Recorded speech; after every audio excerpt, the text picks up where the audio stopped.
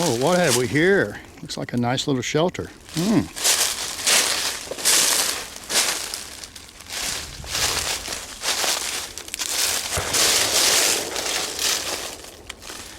Actually, what you're looking at here is the MSR E-wing. It's a little sill-impregnated tarp. You can see it's relatively small. It's good for one person. Very easy to stake out.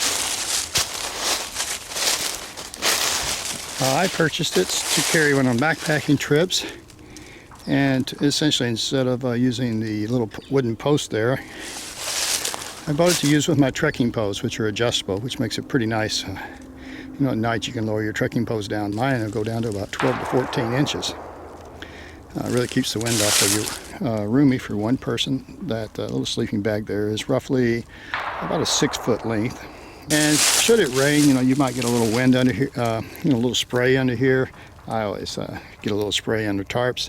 So I always like to bring something along to protect my sleeping bag, should it not be water resistant, and very few of mine are.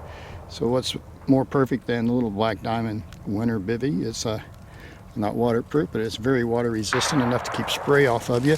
And again, it is a very small unit and roughly weighs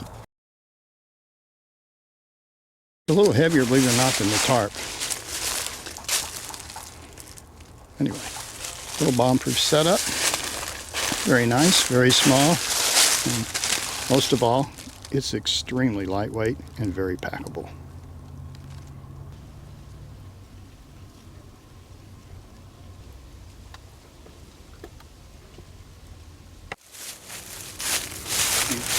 Look at how small this is. Absolutely amazing. MSR E-wing.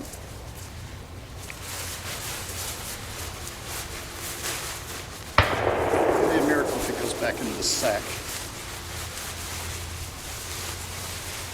But you can stuff it like a sleeping bag or any other tent. Definitely aren't going to fold this up or roll it up and put it back in.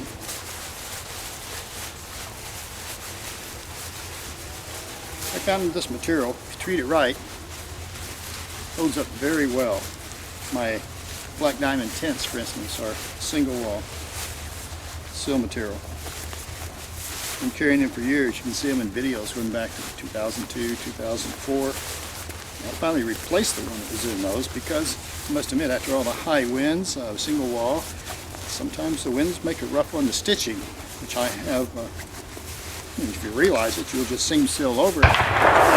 Start worrying after about 10 years, especially if you use your tents. Of course, it could be worse if you don't use your tents, to get out and find out that they've dry rotted in your attic where they really should not be. Or garage, you know, they tend to get really warm too. And voila, there it is. Like I was saying a few moments ago, it's actually smaller than this little Black Diamond winter bivy here. How's that for size? And of course, there's a little pouch right here. I can turn this over and put it over it, but you know what I like to do? I like to use a little pouch to stuff my ropes. Sure, I got them all out. And someone's having a little fun over the mountain now. Good news is they're shooting that away, not this way.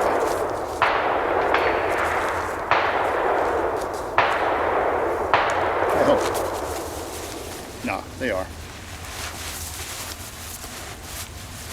No doubt about it.